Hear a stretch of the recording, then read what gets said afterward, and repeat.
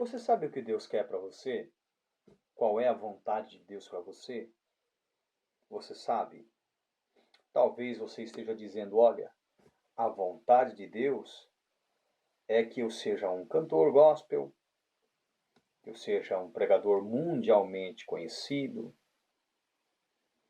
que eu apareça na TV, que eu seja entrevistado na rádio. A vontade de Deus é que a minha vida esteja em eminência. A vontade de Deus é que eu faça a faculdade no curso A, B, C, D.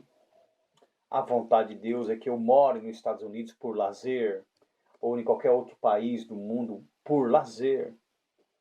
Não é isso? Ou para trabalhar fora, no que eu digo, por meios seculares, apenas por sobrevivência e não no intuito de pregar o Evangelho, ou seja, trabalhar para Deus. Né? Tem inclusive pessoas pensando que a vontade de Deus é que ele se case, ou ela se case com uma pessoa do mesmo sexo. Tem igrejas que já propagam essa ideia, essa vontade. A vontade de Deus é que eu seja rico, milionário, famoso, ilustre. Bom, vejamos o que Deus realmente quer, não só para mim, nem para você, mas para todos. Porque a vontade de Deus para todos é uma só. E Paulo fala sobre isso. 1 Timóteo, capítulo de número 2, do versículo 1 ao versículo de número 4. Nós trataremos especificamente do 3 e 4, todavia, para que entendamos, né, esse propósito, é bom que leiamos desde o versículo de número 1, ok? Diz assim: Admoesto-te, pois, antes de tudo, que se façam deprecações, orações, intercessões e ações de graças por todos os homens, pelos reis e por todos os que estão em eminência, para que tenhamos uma vida quieta e sossegada, em toda a piedade e honestidade. Porque isto é bom e agradável diante de Deus, nosso Salvador, que quer que todos os homens se salvem e venham ao conhecimento da verdade. Então, o que Deus quer para mim e para todos os homens na face da terra é que nos salvemos e venhamos ter o conhecimento da verdade. Olha que interessante. O que Deus quer? Que todos os homens se salvem e venham ao conhecimento da verdade. Isso é o que Deus quer. Isso é o que Deus quer. Ok? Para todos os homens. A vontade de Deus para todos os homens é a salvação e o conhecimento da verdade. Ok? Mas de repente, na igreja que você tem ido, os profetas tenham te oferecido algo diferente, como fama, riqueza, realização dos seus sonhos, dos seus projetos. Você sabe o que quer dizer renúncia? Renúncia é abrir mão daquilo que sou, que tenho, que quero, que sonho, que desejo, que possuo. Isso é renúncia. Jesus Cristo, ele disse o seguinte: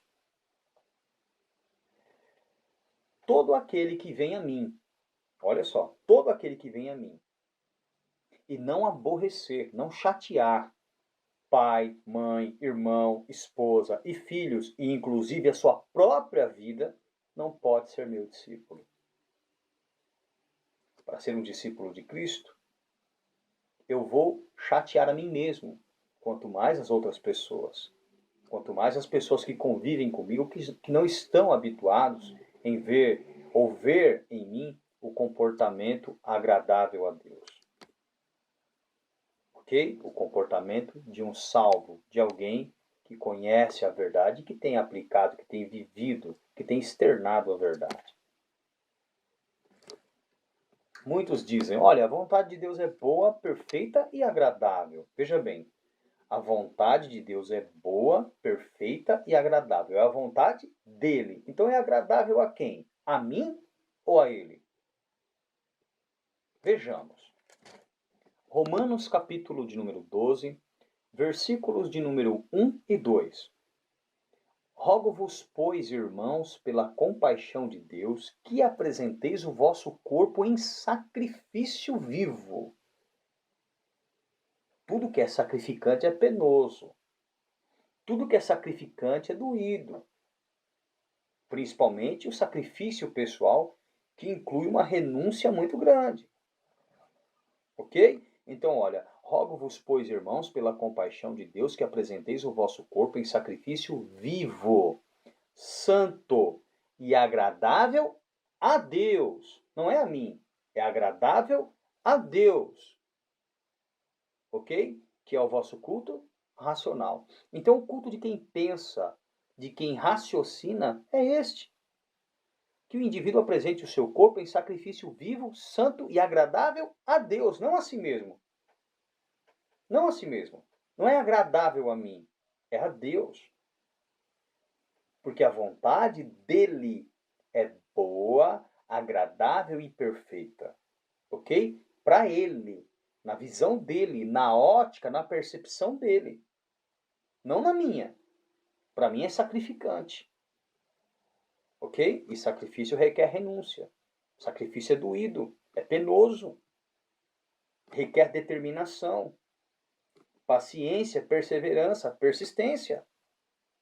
E tudo isso é forçoso, é doído, é sacrificante. O reino de Deus é ganho à força, é conquistado à força. Muitos usam de força para entrar nele, porque não é fácil.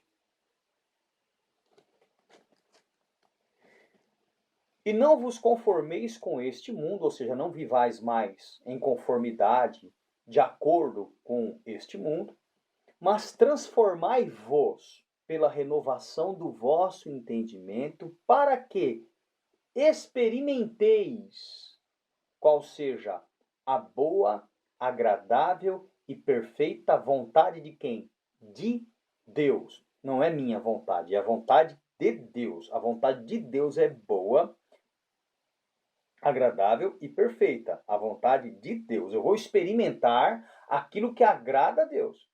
Mas para mim vai ser sacrificante. Ok? Para mim vai ser um sacrifício. Me oferecer vivo e santo. Olha só. E agradável a Deus. Ok?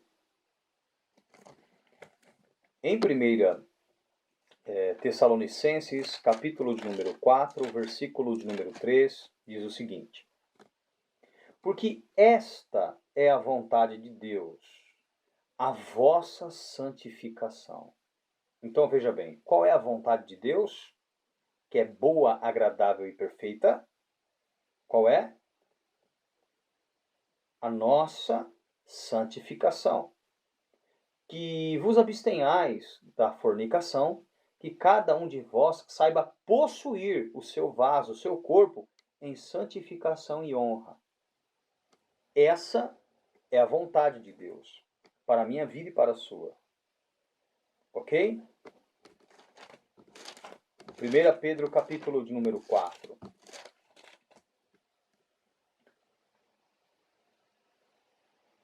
Do versículo de número 1 até o versículo de número 3. Diz assim: ora, pois, já que Cristo morreu por nós na carne, armai-vos também vós com este pensamento. 2 pontos. Qual pensamento?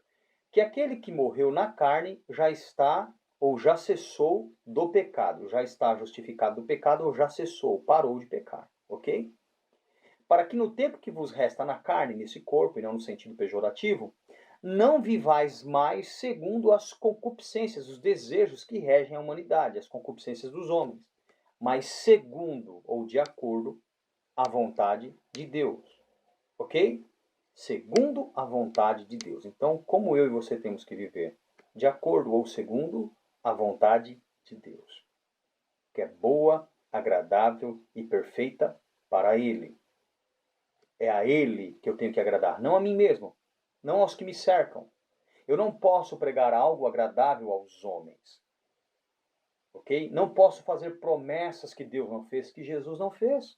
Tem muita gente prometendo aos homens aquilo que não foi prometido por Jesus. Jesus prometeu a salvação e ressurreição, o perdão dos pecados, o conhecimento da verdade. Foi isso que Jesus prometeu. Essa é a vontade de Deus, a nossa santificação. Amém, meu querido? Então pare de ficar aí viajando, vislumbrando, fantasiando, cheio de sonhos, desejos e vontades. Você tem que abrir mão de tudo, você tem que renunciar tudo, tudo, absolutamente tudo, para que então você possa experimentar qual é a boa, agradável e perfeita vontade de Deus, que é o nosso culto racional, ok? Aquele culto onde eu apresento o meu corpo em sacrifício vivo, santo e agradável a Deus. Deus abençoe vocês. Fiquem na paz.